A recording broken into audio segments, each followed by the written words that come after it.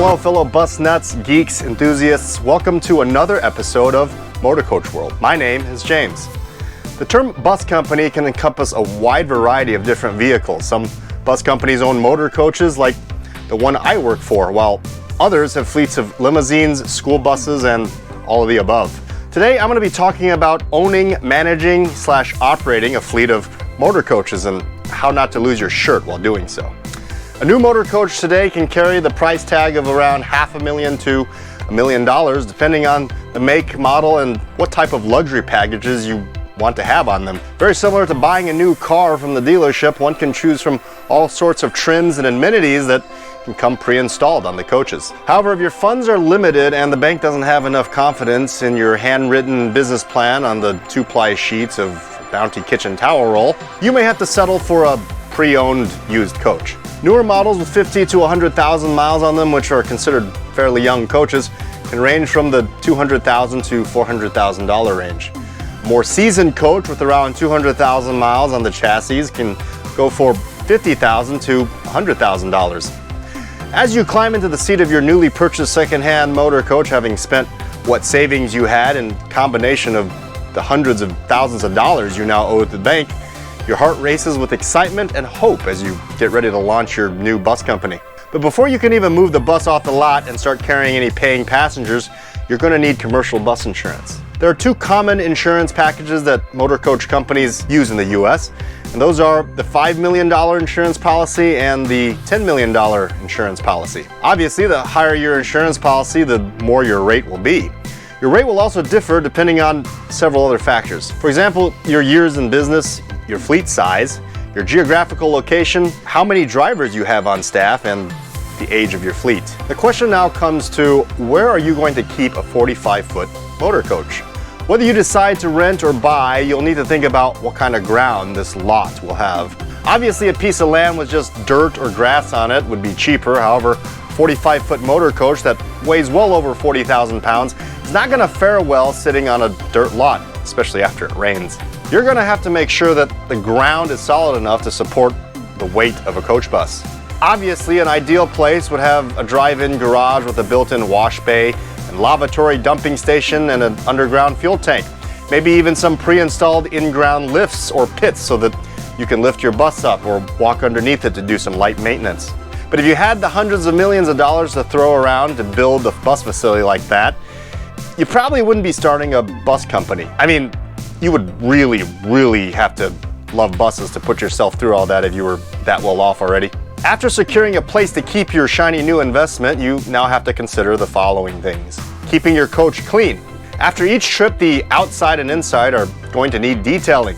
Your customers are going to be paying hundreds, if not thousands of dollars to book a motor coach from you. And the last thing they want to see is a grimy coach pulling up and M&Ms rolling up and down the aisle every time you hit the brakes. You're going to need access to water, soap, disinfecting spray for the interior, toilet paper in case you need to replace the roll in the lavatory. Speaking about toilet paper, the restrooms will need to be dumped at a designated RV dumping station, unless you have your own. Otherwise, your group will be smelling the previous group's waste, and you wouldn't want that. After thoroughly cleaning your coach, which is in itself about an hour-long job for one person, you're going to need toilet chemicals to refill the lavatory. You know, that blue stuff that smells like bubble gum? At least it does to me. And finally, if you have multiple buses in your fleet, you'll probably need to hire a crew to do this for you, as most buses come back late at night, and if your business is doing well, they're going to need to go right back out again the next morning.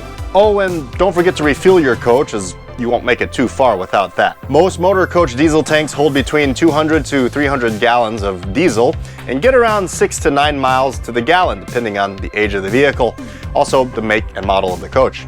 Over time, as your booking increases, you're going to need to keep track of things. That means an office with computers and a dispatching software, which isn't cheap. In a perfect world, your coach will run forever and never break. However, we live in a world that is far from perfect. Your coach will need maintenance, especially if it's a used coach.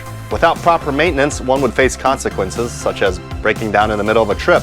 And that in itself is a nightmare and will cost you a fortune. Most bus company owners are not diesel techs, which means you'll have to send your coach to a garage that specializes in diesel engines. Their hourly rates won't be cheap, and parts will also add significantly to the bill. Perhaps you have enough coaches now in your fleet to justify hiring your own diesel techs. That will make turnaround time much less for you, as you will no longer have to wait for the garage to have a time window to fit you in. Your mechanics will be dedicated to the preservation of your fleet, but they come at a salary. They will also need a computer to document repairs and maintenance software to help keep track of when each coach was serviced and what parts were added. No matter how organized and dedicated you are as a bus company owner and how skilled the diesel technicians are that work for you, eventually you will have a situation where one of your buses will break down in the middle of a trip. Your customers have paid you over $1,000 to use your bus for the 2-hour trip to the airport so they can catch a flight out of the country. Halfway there, your bus suffers a mechanical breakdown. It is now your fault that all 56 of your passengers will most likely miss their flight. Let's face it, organizing 28 Ubers to meet you in the middle of the highway with over 100 pieces of luggage to sort out within 30 to 40 minutes time is fairly unlikely to succeed. Even if you were that crafty, your clients would be insisting that you pick up the bill for each of those Ubers. Now facing a tow bill, which would probably be in the range of $3,000 to $4,000, and a repair bill which completely depends on what failed on your coach. If your clients are the reasonable and understanding type, they would most likely settle for a discount on their next trip with you. And if they are not, you'll be faced with a hostile and demanding group of people asking for a refund, paying for their airline tickets, and maybe even hotel rooms for 56 people. At this point, you're so far in the hole, you're probably smelling the street foods of China and wondering why you didn't stick to being a professional ballet dancer. So at some point, assuming that you yourself have been doing all the driving, you're going to realize that spending all your time on the road is not conducive to the growth of your company. Trying to book a charter on your cell phone for your next clients while you're steering a coach of 40 school kids to the aquarium may prove unsafe and distasteful to the teacher and chaperone sitting up front watching you multitask their lives into a dangerous situation. Yes, you're going to need to hire some drivers. Fun. In the US, anyone driving a commercial motor coach will need at least a Class B CDL along with air brake endorsement, a passenger endorsement, and a charter or school bus endorsement. This costs time and money, so now you'll need to take a few days out of the office to train your new hires. If you're lucky enough to find drivers already licensed to drive a coach bus, you'll need to pay for their drug screen and DOT physicals and whatever uniforms you want your drivers to wear so that they don't show up to your passengers in sweatpants and hoodies. Let's face it, we would all love to drive a motor coach in sweatpants and hoodies. On top of all this, you'll probably want to think about a website of some sort so that you have a presence on the internet. Welcome to the digital age. Unless you know how to develop web pages, that's going to come out of your pockets too. How much the web page is going to cost will depend on what you want it to do, especially if you're going to start doing line runs where you sell individual tickets and operate a daily route of some sort. Your website will need to have functions of allowing passengers to purchase tickets, handle transactions, allowing you and your drivers to monitor ticket sales so that you don't accidentally overbook. Your drivers will have to have some way of knowing who has bought a ticket and who is simply trying to sneak on the bus for a free ride. If you really want to be customer friendly, you'll want to have some kind of call center or customer support line available for those who are wondering where their bus is or have questions about your service.